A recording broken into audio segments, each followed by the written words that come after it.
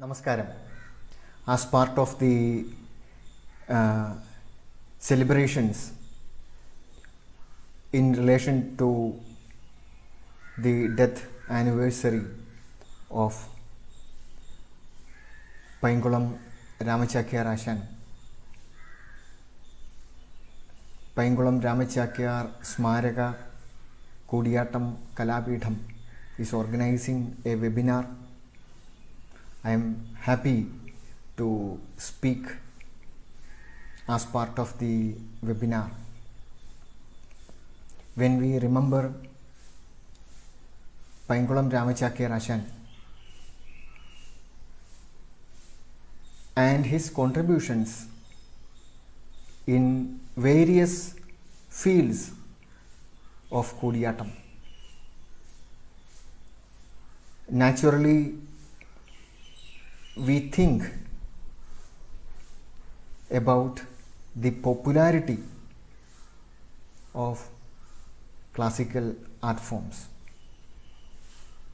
because Payankulam Ramachakya Ashan, when he was active as a performer and also as a guru, he was thinking as a visionary and also doing hard work to spread his art form among new generation and also among the people outside Kerala. Not only inside Kerala but outside also. He tried to spread the idea of classical performance. When I talk about the idea of classical performance, that is more relevant at this time, because the classical performance all over India is performed and it is appreciated, but the idea, the vision behind the formation of classical performance, that is the most important aspect, which is to an extent is forgotten, at least in some areas and also among some people. They forget the sublime ideas, the important theory behind the formation of classical performances. When we try to understand the activities of Ramachakya Ashan, what is the most important aspect in it is that he was always remembering and was vigilant about keeping the vision, the theory alive. That was the foundation of his activities, whether he was performing or he was teaching or he was interacting with other people. That is why when we think about the popularity of classical art forms, naturally a subject comes in our mind which is very important: how to keep our traditional value and spread this value and the performance among new generation and other people. When we think about popularity, it has two aspects. One of them is popularity means to attract more and more people. How to make it attractive, that is one aspect. That is one way of popularity. You can see the popular movies. Popular movies usually have a formula. So they are making movie on the basis of such formulas through which they can attract more and more people and they can make money from these people. So a popular performer and a popular artist, he is always thinking how to connect with more and more people. So he makes his art as well as heart, because his approach, he changes in such a way that his art attracts more and more people.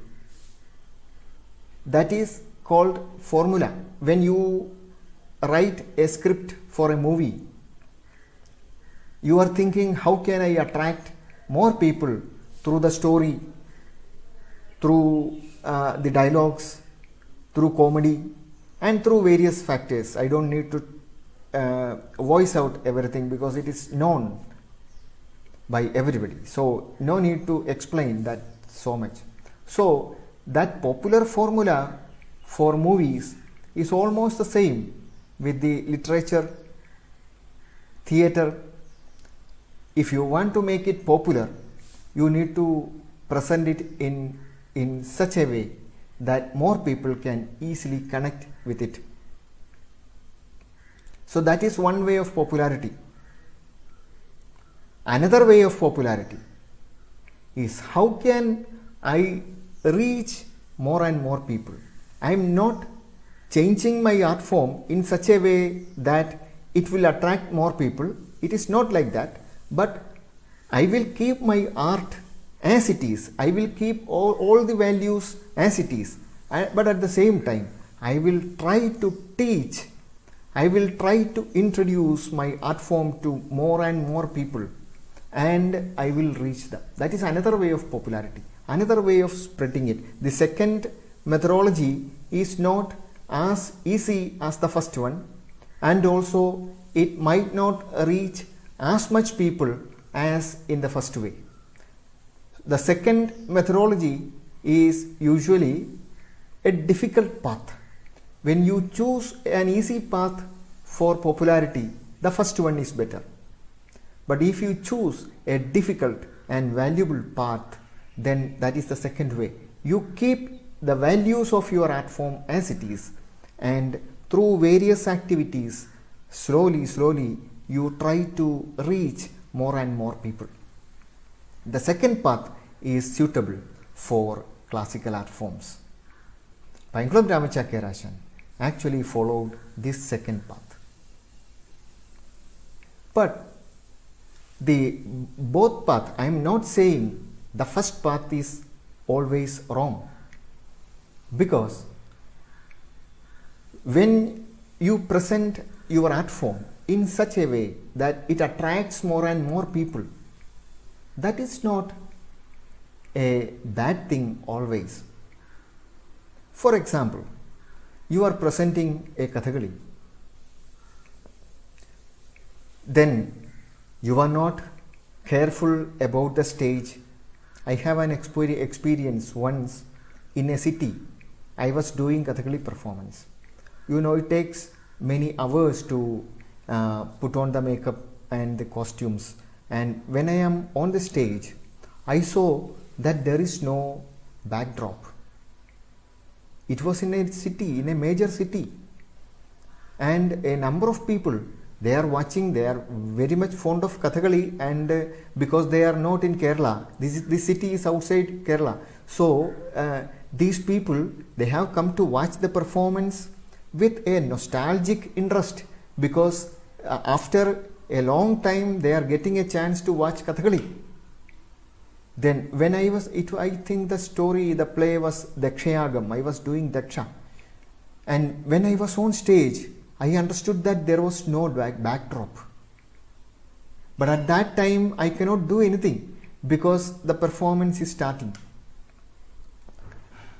But fortunately, after 1 hour or 1.5 hours, 2-3 people came to the stage with a backdrop, and they fixed it. Without the backdrop, the audience are not only seeing the artists who are performing, but they are seeing the artists who are sitting inside the green room also.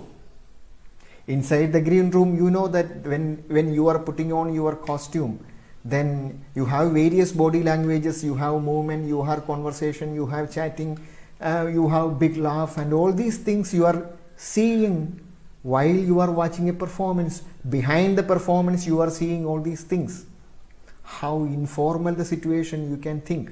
But a traditional organizers who organized that performance, for them this was not an issue. It is true, for a classical performance like Kathakali or Kudiyattam, such informal situation is not an issue. But now we are presenting for the modern audience. Now we are presenting for the 21st century audience. The 21st century audience are very much familiar with formal situations. So when we are presenting our classical performance also, we need to make sure that we have a formal appearance. We need good backdrop and we need good light. It should not be too much, it should not be too less. Too much light also is a disturbance, both for the artist and the audience. Not only for the audience but also for the artist as well. Too much light is a disturbance. So too less light is also a disturbance in another way. So lighting is also very important. Similarly, mic, when they play the music in too loud, that is very, very disturbing. So it is necessary to control. So this kind of perfect presentation. Suppose a performance is starting at 6 p.m. Audience is there at 6 p.m. but nothing is ready in the green room. The performance starts at 7 o'clock or 7:30 or even 8 o'clock. Then that kind of a performance, because in the beginning itself the audience lost their interest, then how can they connect with the performance? So when we present a performance, it is necessary. I tell you another example. When you were putting on your costume, it happened some years back when I was performing near Kottayam. There they organized a performance. It was a wonderful performance. It was Bali Vijayam performance. I completed my costume. Very good green room. There is enough light in the green room and very good stage. They asked me to check the stage. So I came to the stage and I checked everything and I asked them, is there enough way to come to the stage? They said yes, there is, and they show me a path through which I can come, because when I put on costume, then in small door, through small door I cannot move forward. So I need a wider path to come to the stage. I checked and everything was fine. But once I completed my costume, that path, wider path was closed. Because of some reason with the auditorium, they brought some new chairs or something and they closed that door. I could not come through the door. I came through another door which was not wide enough, and when I was on stage I saw that my costume and everything was damaged. So then for 3 hours, 4 hours I took to put on the makeup and the costume, and all this effort became in vain. So like this, a number of aspects are there about which a classical performer and the organizers need to be careful to attract new generation. But more than that, the second aspect is more relevant for the classical performance. That is why when we think of Ramachakyarashan, that second aspect is what comes into our mind, because what Ramachakyarashan had done in his activities, that he was keeping the traditional value, at the same time he was creating novel presentations in Kudiyattam. in Nangyarguthu, in Mudra Abhinaya of Kudiyatam, and in directing plays like Bhagavata Jugiyam. So he made it a complete story is presented in one performance. Usually in Kudiyatam it is not like that. Even one scene is presented taking several days. That is how in Kudiyatam, elaborate presentation.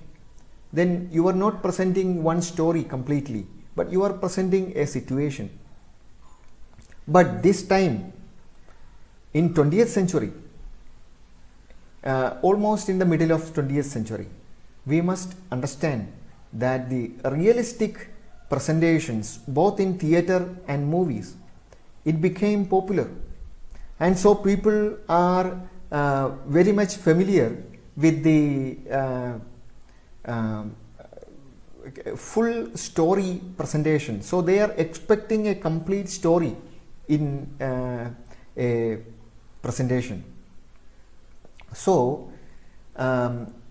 Ramachakya directed Bhagavata Jugiyam in such a way that the whole story is presented in one day's performance. So that is a novel approach, but at the same time he kept the traditional value in it. That traditional value, what are these traditional values and how we can keep them in our performance, and how we can create novel items to reach more and more people. That is the question. When we are thinking about the popularity of our classical forms, how to create new items keeping the traditional value, that is the most important thing. Many dancers discuss with me regarding their choreography, their new choreography. I am very happy to work with them, because when you are working in a new choreography, naturally you will have to think about the basic theory and the fundamental aspects, and incorporate these fundamental aspects in the creative field. So that is beautiful.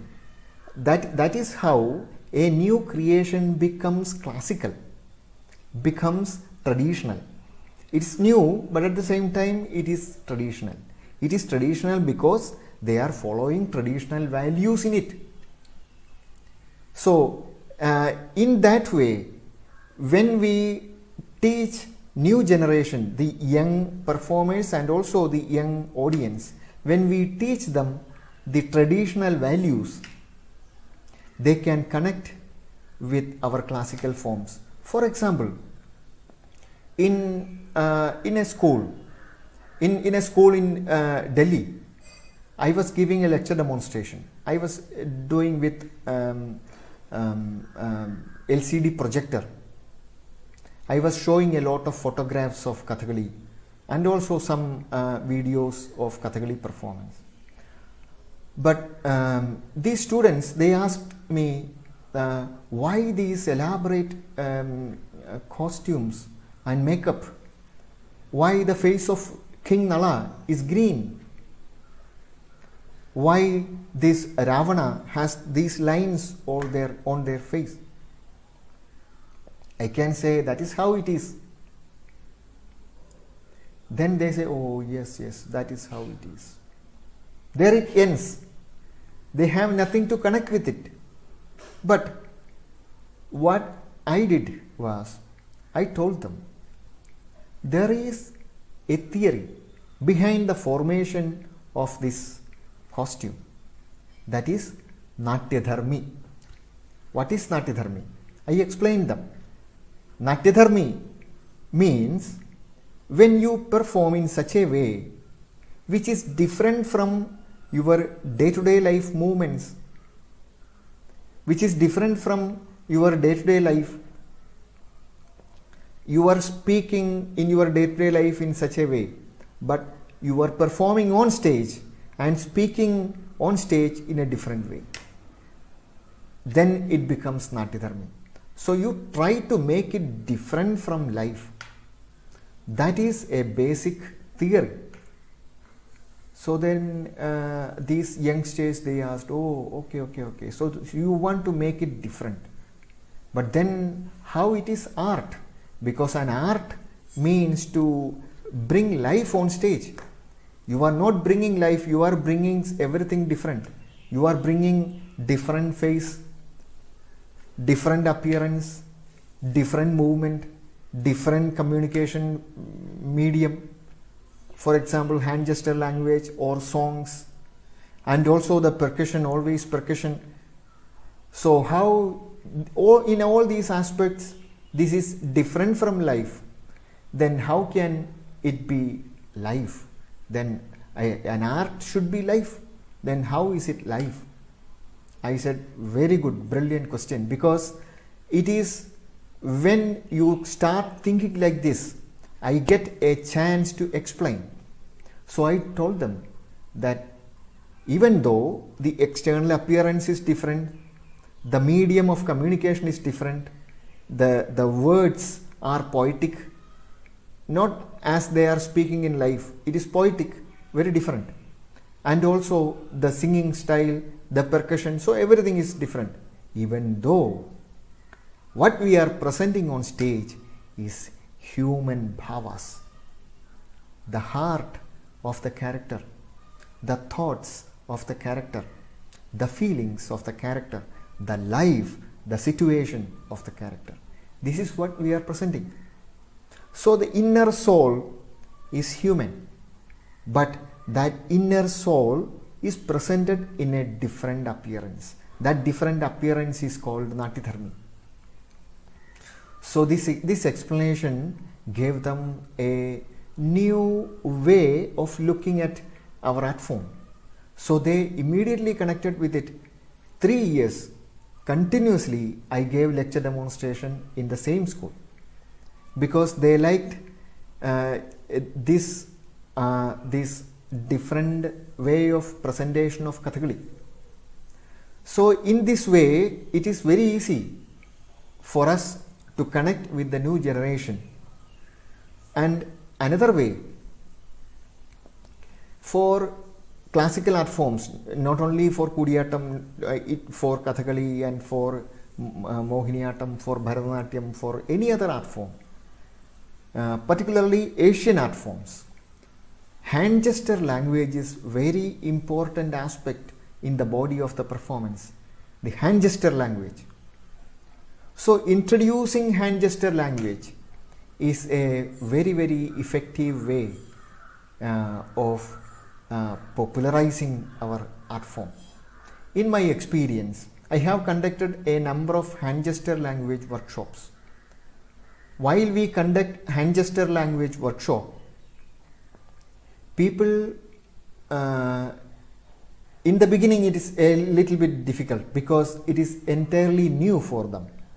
But after some days, they become very much interested in this new language and new way of communication, and they learn this the methodology. They are not learning on all these hand gestures.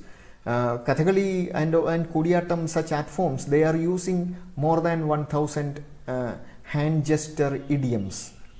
So there are various idioms for more than I'm sure more than 1000 idioms we are using on stage. All these idioms cannot be taught. No need to learn all these idioms. But if they learn the system, how the hand gesture language system is working, like when I am saying I am happy to see you, I am happy to see you. So here this is a system. In this system, I am saying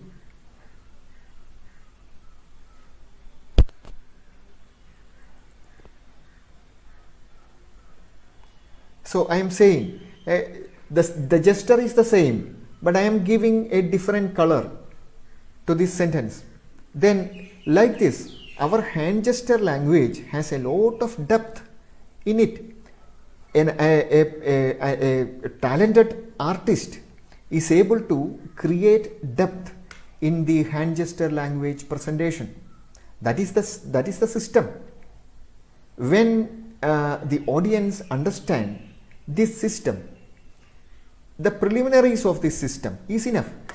Then they are able to connect with a performance. I always say that the hand gesture language is like a key to enter into a beautiful palace. If you have the key, you are able to open the door, and you are able to enter inside. Once you enter inside, you don't need the key. You can leave the key outside, and then you can enter inside. Once you enter inside, you are seeing a lot of other things. Similarly, using this hand gesture language, having the knowledge of the preliminaries of this hand gesture language, you are able to enter into the performance. So, I think that it is the duty, very, very important duty of each classical performer to teach the audience the system of hand gesture language. So, if I am a Kathakali performer, I must spend at least some days in a month, like 5 days in a month, and 2 hours each enough. That means 2 hours each and 5 days, that means 10 hours. So 10 hours in a month, the artist should spend time to teach audience. Wherever he is, if he is ready to teach hand gesture language, I am sure some audience will be ready to learn. Now we have the system. So the social media is there and all other systems are there. So now some artists are doing it, not only in Kathakali, in Kudiyattam also. They have already started, but that is not enough. All artists need to do that. All artists. It is the duty. And there is a positive aspect in it. When you are trying to teach hand gesture language, the audience, when you start interacting with the audience to teach hand gesture language, naturally there will be a new insight developing in each artist, because you are dealing in this subject continuously for a long time, daily you are dealing, then naturally you will have more insight and your skill will be developed. So this is good for spreading our art form and also for growing our skill. And also another aspect is to learn the literature. For all classical forms, there is a literature, because it is said that our art forms are padarthabhinaya or vakyarthabhinaya. Padarthabhinaya means the enactment of the meaning of a word, that is padarthabhinaya. A word is enacted. Enactment means to visualization. You visualize the idea. The idea is subtle. No one can see that because it is there in my mind. When I try to visualize, for example, now I am looking at one person and smiling. That means I am visualizing what I am thinking. What I am thinking is, I am happy to see you. So that idea I am visualizing on my face. Then the other person understands, oh, I am happy. Otherwise, when I am seeing one person, oh, I am showing this kind of a bhava on my face. Then I am visualizing my feeling to the other person. So enactment means visualization. You have to visualize the subtle ideas. The subtle ideas are either the meaning of a word or a meaning of a sentence. When you visualize the meaning of a sentence, it is Vakyarthabhinaya. Natyashastra says, Vibhavayati yasmacha nanarthan hi prayogada. Vakyartha, a vakyam has various levels of meaning. It has vachyam, and then suggestive, and still suggestive, hidden. So a number of different meanings are there for a sentence. So that possibilities in Kudiyatam, they have worked a lot in the text, and they have taken all the possibilities, not only the suggestive meaning, they are going all possible layers to find out ideas for visualization, ideas for enactment. And padartha means, padartha is one component in padam, is one component in a sentence. So various components, various words are there. More than one words will be there usually in one sentence. So each component will be connected with the sentence. You cannot separate padarthabhinaya from vakyarthabhinaya, because, for example, when in Krimiravatham Atakatha, Yudhishthira is talking to Draupadi in the forest. The first day they are in the forest, they are in exile. Then in the forest, first day, seeing Draupadi in such a pathetic situation. Until yesterday she was in the castle. A number of maidens were there to take care of her needs, but now nobody is there. She is in the forest, in sunlight, without a necessary food and water. They are in the forest. She is very tired. Seeing her, he says, Manimaya sadane mohana sayane manamiyelum nava kusumastarane madana rasena remichidum ni mathumoli valundengine vipine. How you are able to stay in this forest? You used to stay in the palace on Manimaya sadane, golden decorated house, mohana sayane, in wide comfortable cot, manamiyelum nava kusumastarane, where flowers are spread on the bed. So you are resting in such bed. You are used to such comfortable life. Now how can you stay in the forest where there is no such comforts? This is what the sentence means. There Yudhishthira is in the mood, in the sthai, in the bhava of sadness. He is in deep sadness, and he is the reason for all these turn of events. So he is so deeply, he is thinking about the situation. Then the actor has to show the hand gestures of Manimaya Sadane, where the jewel filled house, Mohana Shayane, beautiful bed, Manamiyalum Nava Kusumastarane. So in such a bed you comfortably take rest. This is what the gesture the actor has to present there. But these are the padartha.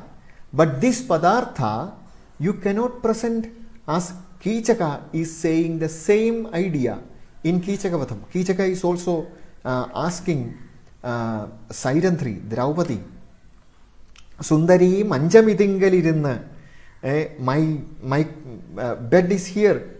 So you are invited to my bed, and let us be happy, let us be joyous here on my bed. So he invites. that time Kichaka, that is not the same bhava, because Kichaka is in Sringara, in Vipralam, in Sambhoga Sringara, and but here Yudhishthira is in deep pathos, in deep sadness. The gestures are the same, but the gestures are presented, the padarthas are presented on the basis of the vakyartha. This is what I am saying. Always the padartha is under the control of vakyartha. So that kind of presentation, and what are the padas, what are the vakyas, what is the literature, what is the nature of the literature, this need to be taught to the audience through text. Now a number of texts are published in this aspect. More and more texts need to be published, and also social media need to be used for this purpose. Even though there is a very, very important aspect about which I would like to bring your attention, is that nowadays our youngsters have no idea about the stories of our Itihasa, Purana, etc. Because it is not taught anywhere. They are not getting any possibility, any chance to learn such things. They are totally isolated from these traditional literature. Even the stories, they feel so strange, and they are not able to connect with it. How this one demon can lift the Mount Kailasa? How is it possible? And how Lord Shiva is talking to a woman who is sitting in his head? Nonsense. A youngster might think like that. Once a youngster thinks like this, we cannot say anything against him, because that is the training he got. So naturally he will ask such questions, but at the same time he might believe that Superman can fly. That is another thing, because he got training in that aspect, but he did not get training for this aspect. So it is necessary to give training for the new generation to understand the approach, the basic concept behind these stories. These stories, there are two aspects. One aspect is to make it Natyadharmi, different from life. To make it different from life gives us more room to imagine. For example, Ravana has 10 heads and 20 mighty arms. Because of this concept from Ramayana, Ravana is used in Kudiyatam how different ways and how in wonderful imaginary situations we are presenting Ravana in Kudiyatam, because of this non-worldly imagination. Then once this imagination is accepted by a person, then that gives you room, space to enter into endless imagination, imaginary worlds. That imagination helps you to understand the human nature, because when we are talking about these imaginary situations of Ravana, we are not only presenting these imaginary situations, but we are presenting various human psychological aspects as well, because the details of the psychology of Ravana gives us understanding about human mind. Understanding about human mind is essential thing for the success of a person's life. That leads you to understand yourself, how my mind is working.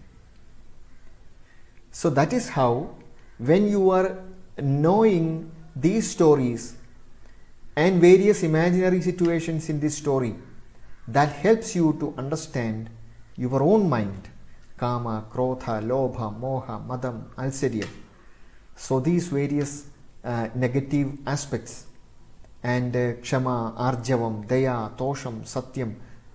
So various positive aspects.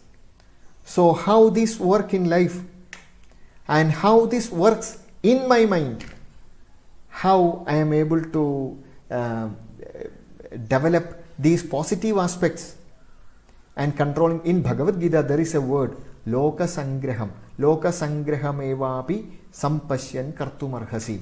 All these classical forms are made for the purpose of Loka Sangraham. What is Loka Sangraham? Loka Sangraham means to find out negative and positive in your mind and try to eradicate, try to minimize the negative aspect and try to grow the positive aspect. That is the yoga.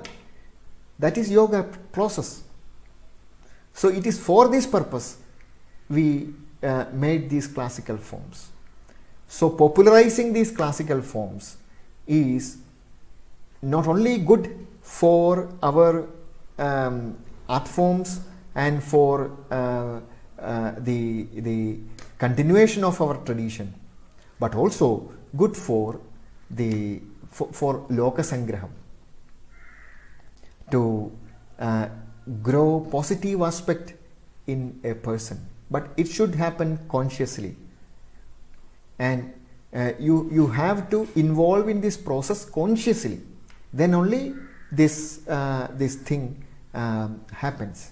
If you are going to watch a performance just to spend your time, to kill your time, this might not happen.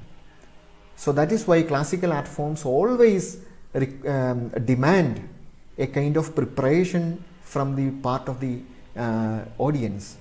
So it is the duty of the artist, classical performers, to contact with the audience, to spread the basic concepts and various technical details of the performance, and to teach the viewers.